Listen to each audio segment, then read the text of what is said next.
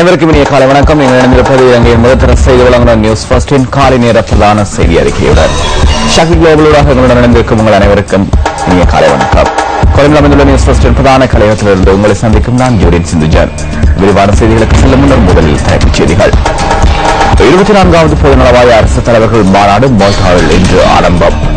போக்குவரத்து வீதிகளை மீறி வாகனம் செலுத்திய 725 பேருக்கு எதிராக வழக்கு தொடர்வதற்கு நடவடிக்கை. நெல் சந்தைப்படுத்தல் சபையினால் கொள்வனவு செய்யப்பட்ட நெல்லினை சந்தைப்படுத்துவது நடவடிக்கை.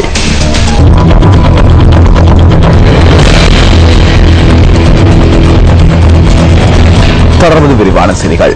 24வது பொதுநலவாய அரசு தலைவர்கள் மாநாடு மால்டாவில் அந்த நாட்டு நேரப்படி இன்று காலை 10 மணிக்கு ஆரம்பமாக உள்ளது.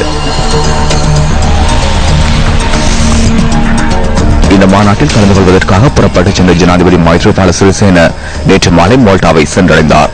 உலகிற்கு பெறுமதி சேர்க்கும் நோக்கத்துடன் மால்டாவில் இன்று ஆரம்பமாக உள்ள 24வது பொதுநலவாய அரசு தலைவர்கள் மாநாடு எதிர்வரும் 29ஆம் தேதி வரை சென்ட் ஏஞ்சலோ கோட்டையில் நடைபெறவுள்ளது.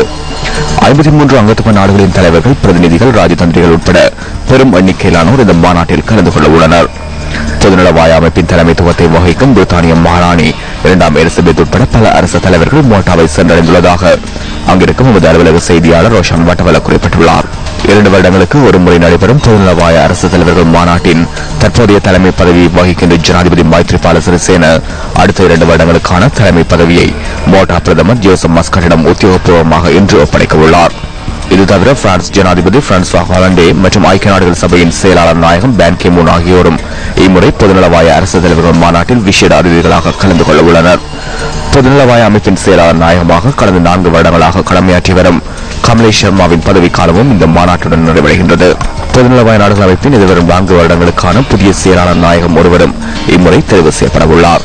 பொதுநலவாய அரசு தலைவர்கள் மாநாட்டிற்கு முன்னோடியாக வர்த்தக மாநாடு, மகளிர் மாநாடு மற்றும் இளைஞர்கள் மாநாடு என்பனவும் கடந்த 2 நாட்களாக நடைபெற்றமை குறிப்பிடத்தக்கதாகும்.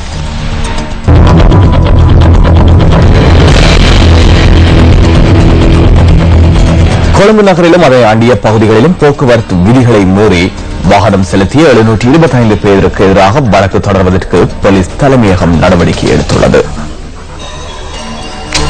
நேற்று காலை 6 மணியிலிருந்து பிற்பகல் 4 மணி வரையான 10 மணித்தியாலங்களில் 725 பேர் போக்குவரத்து விதிகளை மீறி வாகனம் செலுத்தியுள்ளதாக போலீசார் தெரிவித்தனர். கொழும்பு நகரின் ஸ்ரீ ஜாவர்தனபுர வீதியின் ஜயந்திபுரவிலிருந்து கொழும்பு வரையான பகுதியில் போலீசார் திடீர் சோதனை மேற்கொண்டிருந்தனர். போக்குவரத்து சட்டங்கள் நேற்று முதல் கடுமையாக நடைமுறைப்படுத்தப்படும் என போலீசார் அறிவித்தல் விடுத்திருந்தனர். இதேவேளை கொழும்பிற்குள் பிரவேசிக்கும் ஏனைய வீதிகளிலும் போக்குவரத்து விதிமுறைகள் அமுல்படுத்தப்படவுள்ளன.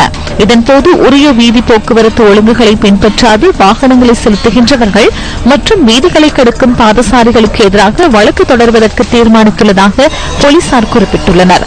வாகன நெரிசலை குறைத்தல் மற்றும் விபத்துக்களை தவிர்த்தல் இந்த நடவடிக்கையின் நோக்கமாகும் என்றும் போலீஸ் தலைமையகம் சுட்டிக்காட்டியுள்ளது.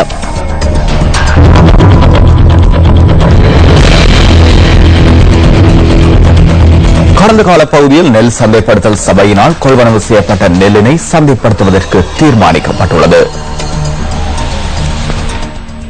களஞ்சியப்படுத்தப்பட்டுள்ள நெல்லில் சுமார் 52 மெட்ரிக் டன் நெல்லை தவிர ஏனையவற்றை விற்பனை செய்ய நடவடிக்கை எடுக்கப்பட்டுள்ளதாகவும் நெல் சந்தைப்படுத்தல் சபையின் தலைவர் MP திசாநாயக்க தெரிவித்தார். இந்த வருடத்தின் பெரும்போக மற்றும் சிறுபோகத்தின் போது கொள்வனவு செய்யப்பட்ட நெல்லை விற்பனை செய்யப்பட உள்ளதுடன் அதன் பொருட்டு விலை மனு கோரப்பட்டுள்ளதாகவும் அவர் சுட்டிக்காட்டினார். அதன் அடிப்படையில் அதிக விலையை கோருகின்ற தரப்பினருக்கே நெல்லை விற்பனை செய்ய உள்ளதாகவும் நெல் சந்தைப்படுத்தல் சபையின் தலைவர் குறிப்பிட்டார். இதன் பிரகாரம் 1 கிலோகிராம் கீரி சம்பா 57 ரூபாவுக்கும் 1 கிலோகிராம் சம்பா 50 ரூபாவுக்கும் மற்றும் 1 கிலோ நாட்டரிசிக்கு அதிக விலை கோரலின் அடிப்படையிலும் விற்பனை செய்வதற்கு அமைச்சரவை அனுமதி அளித்துள்ளதாக அவர் சுட்டிக்காட்டினார். எவ்வாறாயினும் எதிர்வரும் 2-3 வாரங்களுக்கு நெல்லை விற்பனை செய்து அடுத்து வரும் பெரும்போக நெல் கொள்வனவிற்கு முன்னராக நெல் களஞ்சிய சாலைகள் புனரமைப்பு செய்யப்பட உள்ளதாகவும் நெல் சந்தைப்படுத்தல் சபையின் தலைவர் MP திசாநாயக்க தெரிவித்தார். நெல் விற்பனை மூலம் கிடைக்கின்ற பணத்தில் சுமார் 6 மில்லியன் ரூபாவினை திரைசேரிக்கு வழங்க எண்ணியுள்ளதாகவும் அவர் சுட்டிக்காட்டினார்.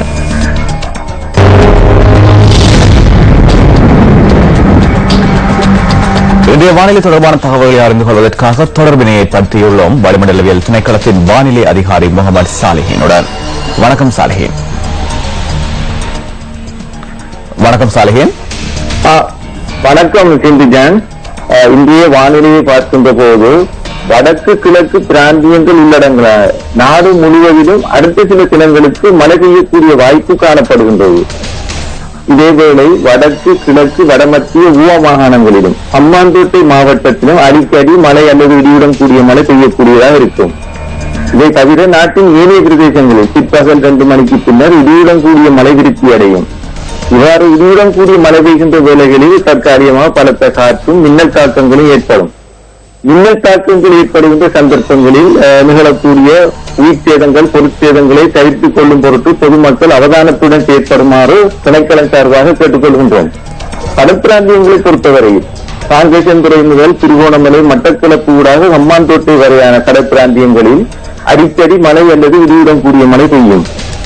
நாட்டை சூழ உள்ள ஏனைய கடற்பிராந்தியங்களில் பிற்பகல் 4 மணிக்கு பின்னர் மழை அல்லது இடியுடன் கூடிய மழை பெய்யக்கூடியதாக இருக்கும்.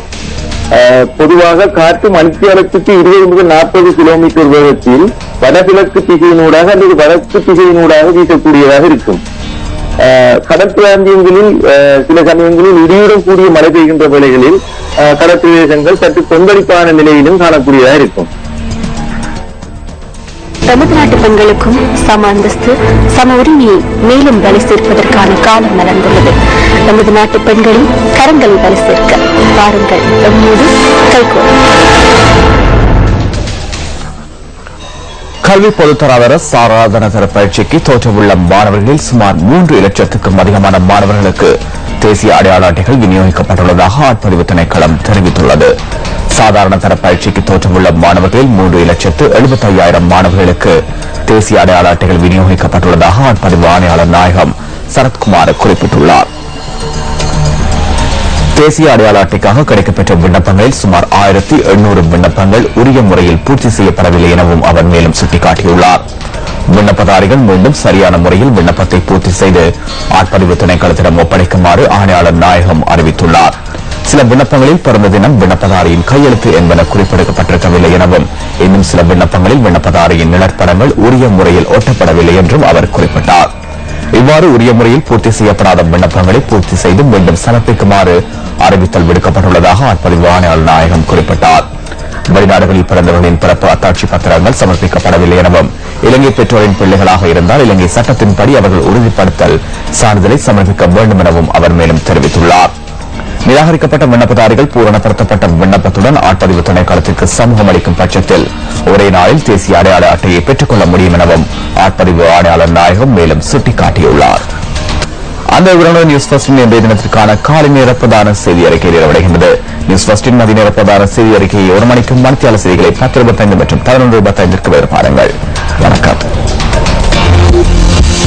Hotline 0114-896-896 www.newsfirst.lk. Feedback at newsfirst.lk.